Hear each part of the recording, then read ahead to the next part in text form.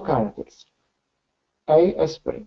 After oral administration, aspirin is rapidly deacidified by esterases in the body to produce the salicylates. Salicylates cross the blood-brain barrier and the placenta and are absorbed through intact skin, especially methyl salicylates. طيب باللو دوز إذا أشوف الفيجر هذا باللو دوز اسبرين التي هاف مالته 3 hours، ولكن بالهاير دوزز التي هاف مالته بعضها أحيانا توصل إلى 15 ساعة. Salicylate is secreted into the urine and can affect uric acid excretion. Therefore, aspirin should be avoided in gout if possible or in patient taking Provensil. ليش؟ لأنه احنا نعرف جماعة الجوت هم عندهم هاي ليفل من اليوريك أسيد وإحنا نريد نطلع هذا اليوريك أسيد، إحنا ننتج رجات مثل الهايبوريك اللي هو الالكتروني وغيرها اللي تطلع شغلها إنه تزيد الريليز مالت أو الإكسكريشن مالت اليوريك أسيد. بسبب إنه الأسبرين أو السالسيليت إحنا هسه نتكلم عن الأكتيف كومباوند مالته يطلع عن طريق الكدني باليورين، هو أسيد راح يزيد الاسيديتي مالت الليكويد زايد انسايد دي تيوبول، وبالتالي راح يرجع ال H الى اليوريك اسيد ويصير كانه unaionized يعني not ionized، وبالتالي راح يسوي reabsorption لليوريك اسيد. لذلك should be used in caution in patient with gout.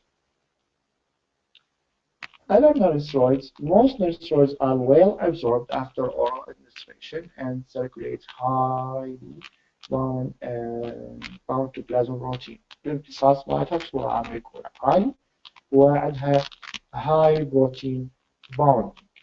طيب, the majority are metabolized by the liver, mostly to inactivate metabolites, for example, lipometon, sodium DAC have active metabolites and so on. يعني هذه معلومات بعد بالفارماكوكاينetics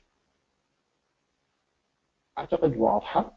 Excretion of active drug and metabolized primarily via the urine، يعني سواء الدرug هو عنده active metabolite أو عنده main route of elimination mainly احنا بنقول primarily هو من خلال اليورين. Adverse effects هذه مهمة. أول gastrointestinal most common adverse effect of non-steroid ranging from dyspepsia to bleeding. طيب. Normally, production of prostaglandin I2 inhibit gastric acid secretion. يعني بحالة طبيعية البروستاجلاندين I2 inhibit gastric acid secretion. And E2 and F2 alpha stimulate synthesis of protective mucus in both the stomach and small intestine. إذا في حال إحنا منعنا البروستاجلاندين هذه I2 معناته راح يزداد عندي الجاستريك أسيد سكريشن، معناته راح يقل عندي صناعة البروتكتيف الموكس بالستومك والسمول intestine.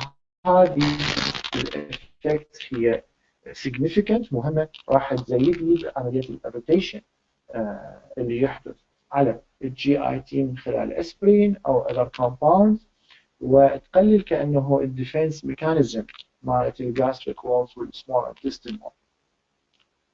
The agent that inhibit COX-1 reduce beneficial levels of these prostaglandins, resulting in increased gastric secretion, decrease in mucosal protection مثل ما شرحتها, and increased risk of GIT bleeding and ulceration.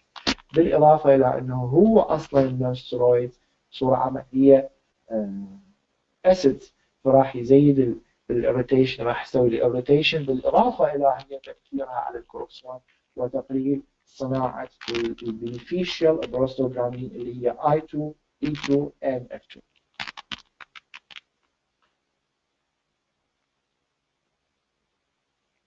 Non-steroids should be taken with food or fluids to decrease the GIT upset. If non-steroids are used in patients at high risk of GIT events, proton pump inhibitors or misoprostol should be used concomitantly to prevent non-steroid induced. يعني في حال انه ضرورة لاستخدامها بشخص عنده مشاكل بالقناة الهضمية، مثلا عنده ألسر، عنده مثلا اتش بايلوري بوزيتيف، بهيك حالة لازم ما استخدمها وحدها، ما استخدم وياها بروتكشن. ايش اقصد بالبروتكشن؟ دراجات اللي تقلل الاسيد سكريشن. طبعا احنا نعرف عندنا الاتش 2 بلوكر وعندنا البروتون بامب انهبيتر، ونعرف ان البروتون بامب انهبيتر هي اقوى، هي مور بوتنت والافكاسي اعلى من الاتش 2، فيفضل استخدام البروتون بامب انهبيتر او الميزوبروستول اللي هو يشتغل ميكانيزم اوف اكشن مالته على على البروستوغلاندين ايضا، ويزيد لصناعه البنفيشال بروستوغلاندينز. هذا اللي نعطيهم كونكونتنتلي، يعني بنفس الوقت مع النونسترويد، حتى نحمي المعده مالتنا والجي اي تي من المشاكل هذه. مو بس الشخص اللي عنده مشاكل، حتى بعض الاحيان الشخص الطبيعي اذا يظل يستخدم يعني الكرونيك يوز او هاي دوزز، بعض الاحيان حتى بنورمال دوز هذا اشوفه ويا بيشنت راح يصير عنده جي اي تي ابسط، وبعض الاحيان تتطور الى مثلا ممكن ألسر او ريفلكس جيرد يعني. ب سلايد نمبر 16 اللي هو increase risk of bleeding بسبب الانتي بليتلت افكت. اذا عرفنا اول سايد افكت هو الجي اي تي. الصوت واضح؟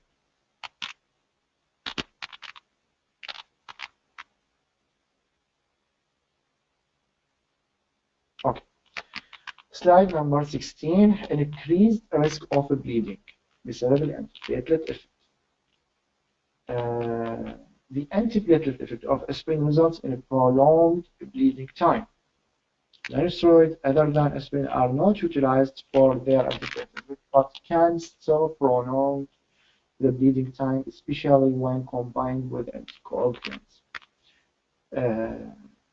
Patients who take aspirin for cardioprotection purposes should avoid concomitant non-steroid use if possible, or take aspirin at least 30 minutes prior to the non-steroid.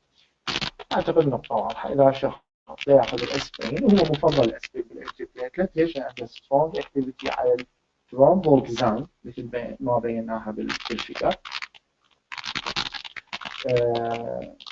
فلازم انه واكو يعني لازم نتجنب اعطاء النونسترويد معه حتى نتجنب انه البليد. و if possible اذا كان من الضروري ممكن انه نعطي الاسبرين والنونسترويد واكو فرق اتليست على الاقل 30 دقيقة بيناتهم حتى نقلل حدوث البليد. طيب الرينال افكت. Non-steroids prevent the synthesis of PGE2 and PGI2 prostaglandins that are responsible for maintaining renal blood flow. هذا البروستوغلاندينز ال E2 وال I2 مهمات ب maintaining renal blood flow. شلون الميكانيزم؟ لأنه يتدخل بالديامتر مالت الافرنت، يتدخل بالديامتر مالت الافرنت ارتريولز، الشريان الصغير اللي يزود الكبيبة بالكدني. الديامتر مالته هذا يحدد ايش قد اكو بلود فلو يدخل الى الجلوميرولس الافرنت. ف هنا البروستوغلاندين E2 and I2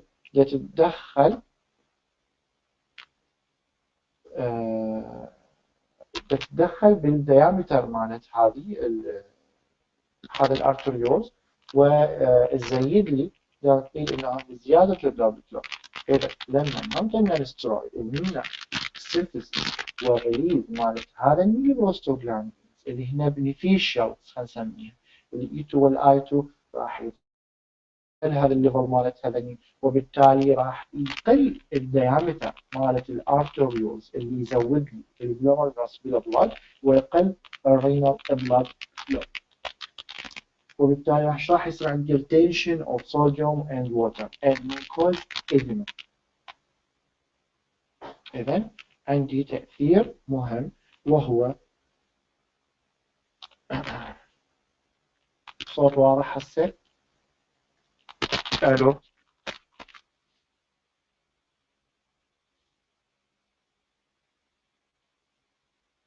الو.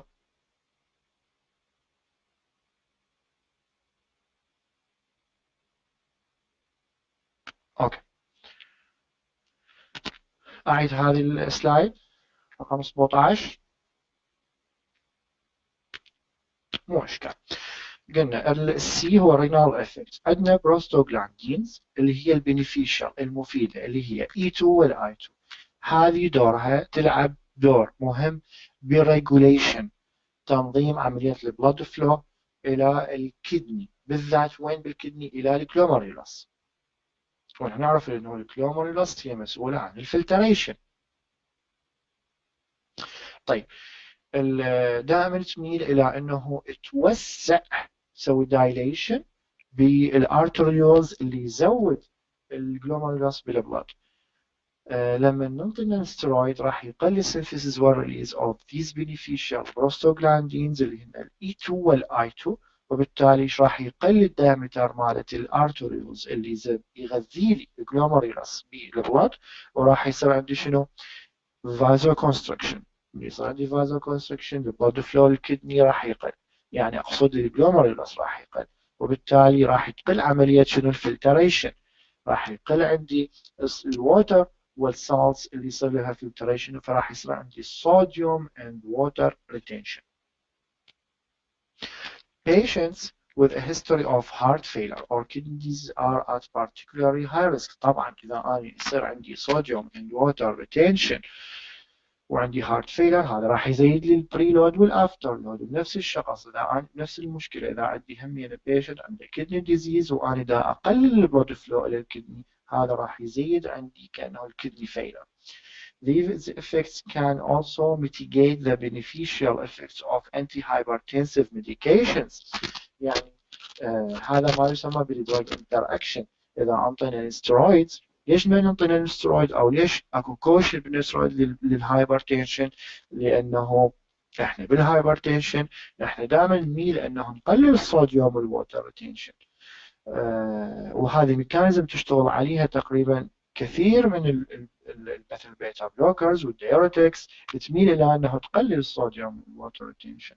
طيب اذا احنا نعطي جماعه الهايبرتنشن هو ياخذ انتي هايبرتنسف نعطينا السترويد، راح نقلل الافيكاسي مالت الانتي هايبرتنسف ايجنت بسبب الصوديوم اند ووتر ريتنشن. واضح الكلام؟ واضح الشريح بالصوت؟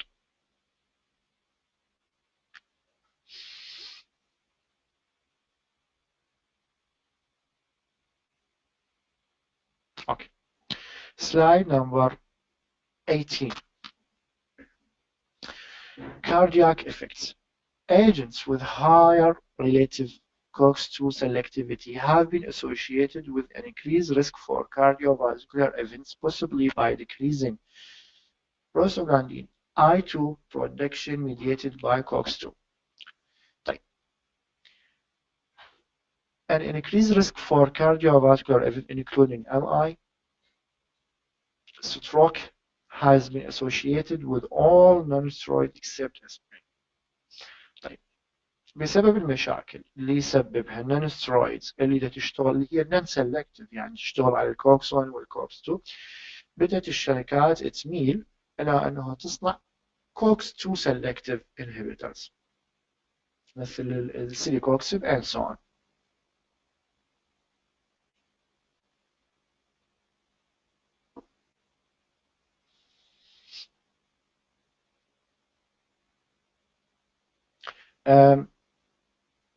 واحد من الطلاب يسأل أنه على السلايد السابق أنه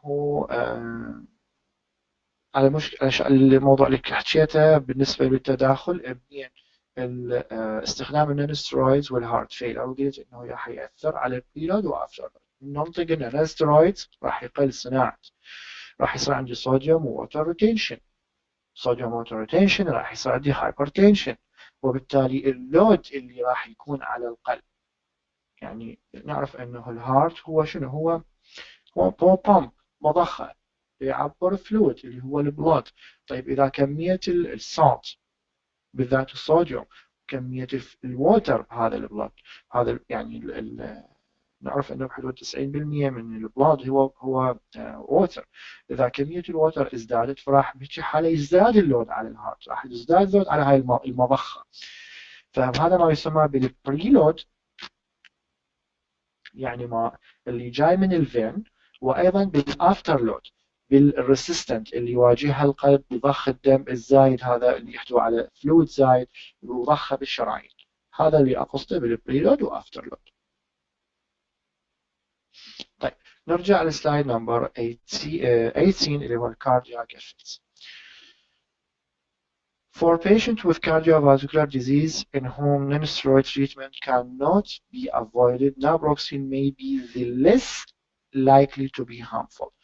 قلنا نكمل شرح بالفقرات اللي بالبداية، قلنا انه بدأت الشركات تصنع selective inhibitors للكوكس 2 لأنه شافوا أنه الكوكس 1 دا يتداخل الكوكس 1 انزيم، يعني سايكلو اوكسجينيز 1 انزيم دا يصنعني beneficial و unwanted. يقول لك احنا من دا نسوي inhibition لهذا، بدت اكو beneficial هم دا يصير لها منع، لذلك خلي شوية نعطي selective فقط على اوكس 2 بما انه التأثيراتها اقل.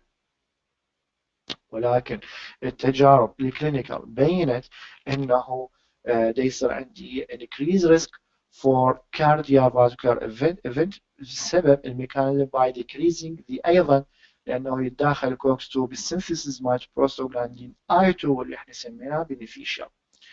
طيب يفضل بعض المصادر تنصح انه يقول لك البيشنت اللي عنده كارديوفاسكولار ديزيز ويريد نعطيه نسترويد يفضل استخدام النابروكسين.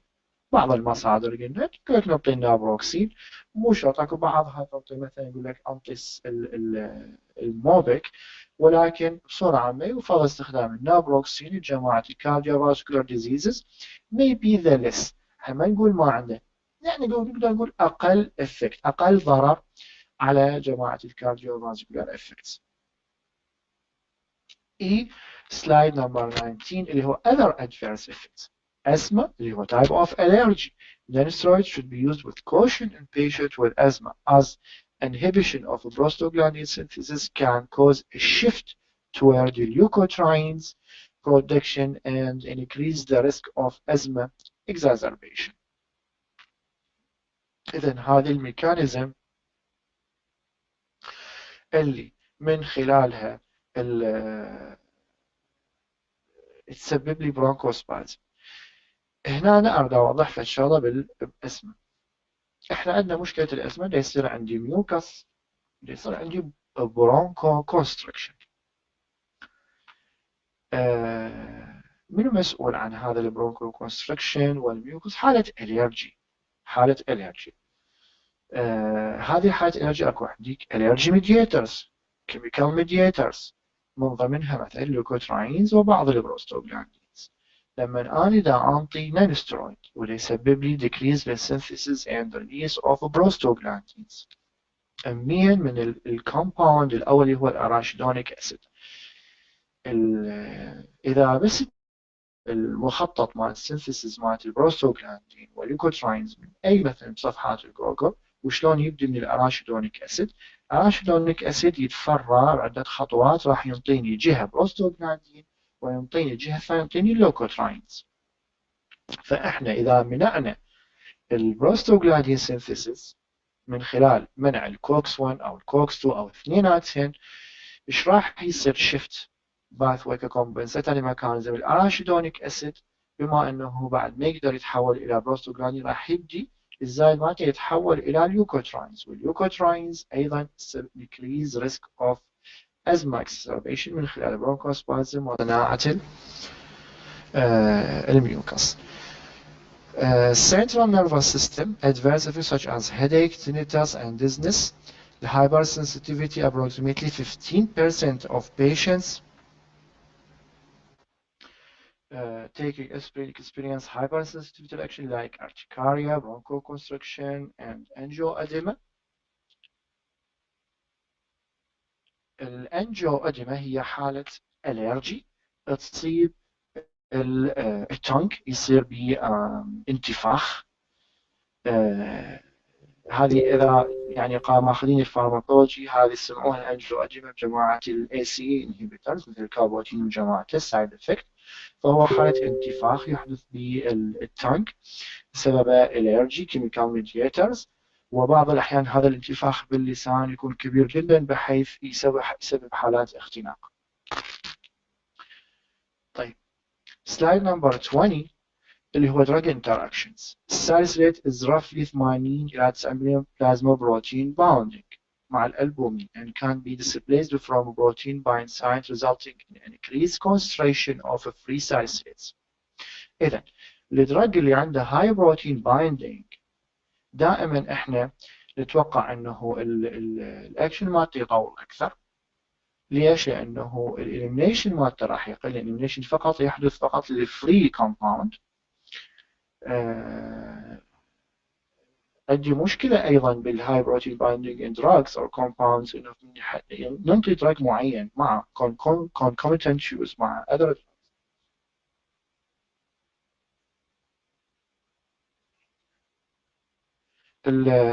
راح يصير displacement للدراج الثاني بالاعتماد منه اقوى افينيتي. يعني مثلا انه احنا الساليسيليت 80 الى 90% بلازما بروتين بايندينج، اذا يجي دراج مثلا البروتين بايندينج مالته اعلى من 90 95 يعني الافينيتي اعلى، فراح يسوي ديسبليسمنت للساليسيليت وراح يزداد الفري ليفل اوف ساليسيليت وتظهر عندي يوصل يمكن الى توكسيك افكت. Alternatively, aspirin can displace other high protein bonding drugs such as warfarin, phenytoin, or valproic acid, resulting in higher free concentrations of these drugs. واحنا نعرف الفينيتوين والوارفارين والفالبرويك acid هذين عندها يسموه low therapeutic index، يعني لما يصير زيادة ولو طفيفة بالكونسنتريشن راح يسبب له مشكلة.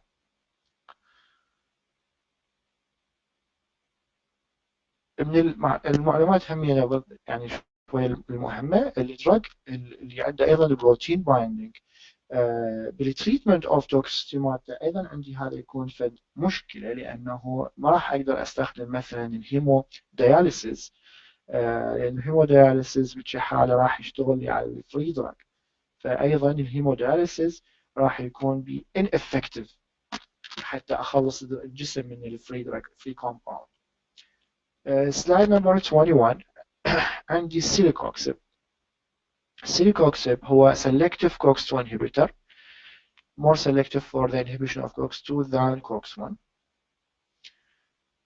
Unlike the inhibition of COX-1 by aspirin, which is irreversible, the inhibition of COX-2 is reversible. يعني شغل السيليكوكسيب هو قلنا selective على الكوكس 2 أكثر من الكوكس 1 ويكون شغله reversible مثل بقية النانسترويدز، يعني reversible ما عدا الأسبرين قلنا irreversible.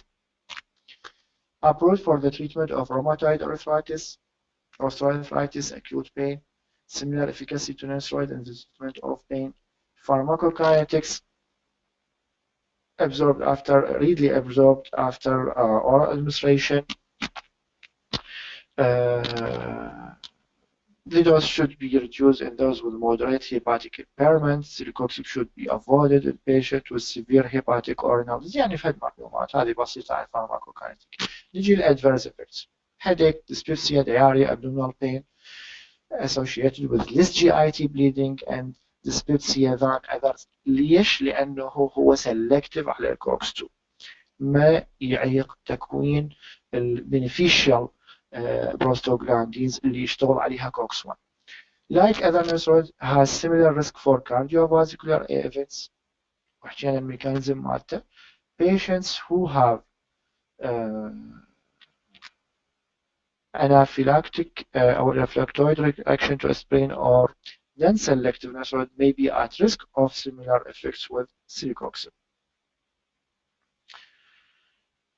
هذا المخطط اللي هو من كتاب ليبن كود راح ينطيني طبعا كلش مهم ومطلوب. حتى لنفرض إذا مثلا مو كلش واضح عندكم أريد تشوفوه بالإنترنت أو اللي عنده كتاب ليبن كود أو تشوفوه من الإنترنت موجود من الإنترنت تقدرون تنزلوه يعني، لأن هذا راح يبين لك أول شيء شنو الجروبات الساليسيلات، أستيك أسيد، البروبيونيك أسيد، أوكزاليك أسيد، كل جروب وشنو الممبرز مالته أسماء الدرجات. أيضا راح يبين لك مثلا على اليمين therapeutic advantage، وبنفس الوقت على اليسار راح يبين لك therapeutic disadvantage مع كل واحد. فهذا المخطط 24 مطلوب. 25 acetaminophen. الاسيتامينوفين خليتها بهذه المحاضرة.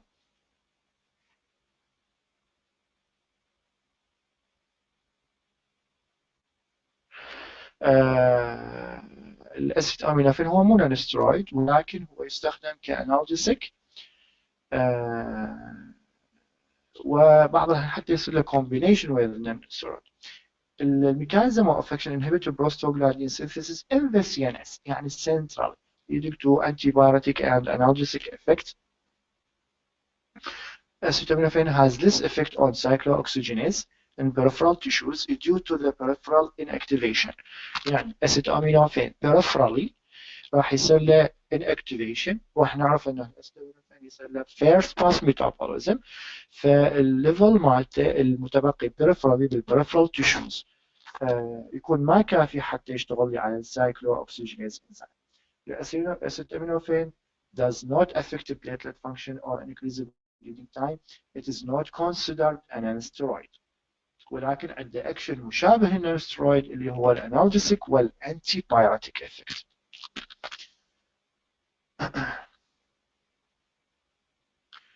الثيرابيوتيك يوز treatment of fever، خاصة الجماعة اللي عندهم hypertension، الجماعة اللي عندهم gastric compliance، عندهم مشاكل النونسترويدز اللي ما نقدر نستخدم النونسترويد. قلنا الانالجيسيك انتي بايوتيك هو المين يوز للchildren وللadults. الفارماكوكاينetics rapidly absorbed undergo significant first pass metabolism، بعض الأحيان يوصل إلى 90% أو أكثر من 90%. That is conjugated in the liver to form inactive glucuronidated or sulfated metabolites. يعني هذا ال pathway of metabolism conjugation إما بالglucuronide acid أو sulfated group يسموه sulfation. A portion of acetaminophen is hydroxylated to form N-acetyl P-benzoquinone, or يسموه المختصر مالته NAPKI, a highly reactive metabolite that can react with sulfur hydryl groups and cause liver damage. هذا يحدث في حال طبعا higher doses. الهاير دوزز اللي الليفر ما عنده الطاقة الكافية انه يسوي لها ميتابوليزم بالكونجوكيشن، فراح يبدي يظهر عندي التوكسيك ميتابولايتس اللي راح تسبب لي ليفر دامج. اذا ما نقدر انه نعطيه جماعه الليفر دامج، لا طبعا الشخص اللي عنده ليفر بروبلم يفضل ما نعطيه الاسيتامينوفين. الاسيتامينوفين and its metabolites are secreted in the urine. The drug is also available in intravenous, rectal formulation, different formulation. نعرف انه suppository, syrup, tablet, capsule, IV, IM and so on. اخر سلايد adverse effects. few significant adverse effects. حاليا يعتبر من الأدوية الأمينة جدا، يستخدم جميع دول العالم بسبب يعني الأمانة مالته.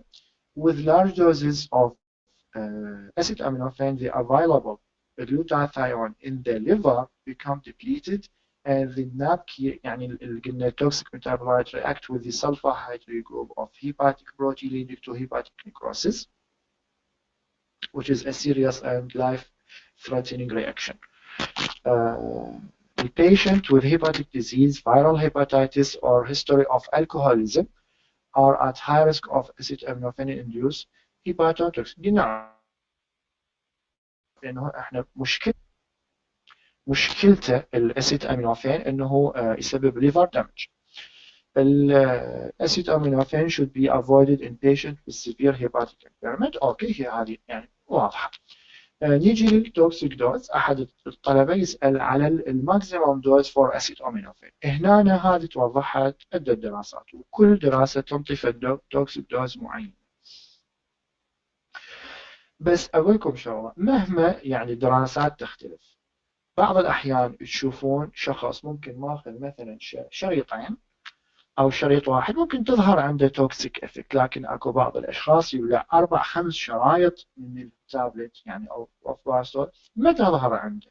هذه تعتمد على الفيزيولوجيكال كونديشن والجينيتيك فاكتور وعلى الفود وش وقت اخذه وهكذا. طيب احنا نعرف انه الاسيتامينوفين قلنا من السيف دراجز. ليش؟ عنده هاي ثيرابيوتيك اندكس. طيب ايش قد بالضبط؟ يعني كدراسات قلت لكم هوايه، بعض الاحيان توصل الى خلينا نقول يعني 4 شرايط ممكن يلا تظهر انه التوكسيك افكتس مالتي. الثيرابيوتيك اندكس كلش عالي، احنا نعرف انه الدوز مالته 500 الى 1000 يعني حبايه الى حبايتين باراستامول كل 6 ساعات. بالجديد بامريكا الاف دي اي قللتها، سوتها حبايه الى حبايتين كل 8 ساعات. كل 8 ساعات مو كل 6 ساعات، لكن اكو دول باقيه تستخدمها كل 6 ساعات، وهو فعلا الاكشن مالته يعني حتى هسه احنا نجربه يطول 6 ساعات، وبعضهم حتى 5 ساعات يعني يطول.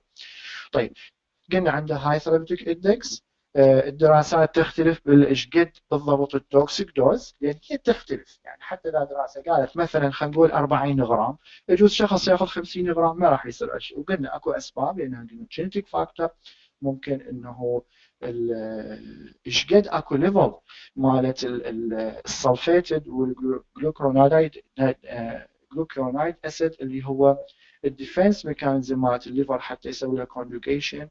ايش قد عنده انتي اوكسيدنت بالجسم تقدر تقاوم التوكسيك افكت مالته، شنو نوع الفود اللي يتغذى، الجرعه اللي ماخذها هاي توكسيك كانت على معده فارغه قبل بيفور ميل افتر ميل، شنو نوع الميل، هذه كلها تاثر.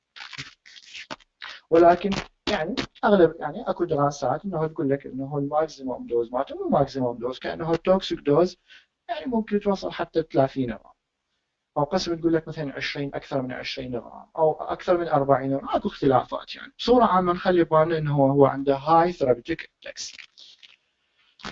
خلصت المحاضره مالتي اليوم. يعني المفروض اني خلصت وياكم محاضرتين، خلص اسبوع ان شاء الله راح يكون على استاذ اخر.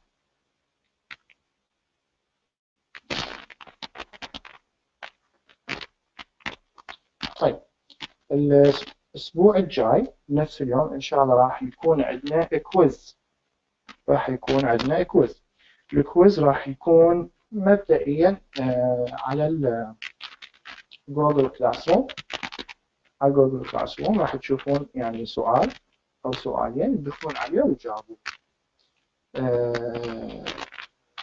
ايضا راح يصير اكو assignment يعني فد واجب انطي الطلاب. راح بعد ما يعني نتقاسم احنا الاساتذه، كل استاذ راح ياخذ حدود 50 طالب، وكل 10 راح يكون عندهم نفس الاساينمنت، وراح انطيكم عناوين لهذول 10 بعد ما نقسم الطلاب، يعني حتى هذول 50 يعرفون انهم ما علي مثلا. على كل عندكم الاسبوع الجاي كويز بهذين محاضرتين. الكويز راح يكون على جوجل كلاس روم، واريد الممثل يتصل بي حتى انطيه الكود مال كلاس روم اللي يدخلون بيها على الموقع مالتي، وانطيه بالضبط مثلا الوقت وهذا ايش اكو تعليمات. الامتحان راح يكون بالمحاضرتين، هذا النانسترويد والكورتيكوسترويد. وهذا هو.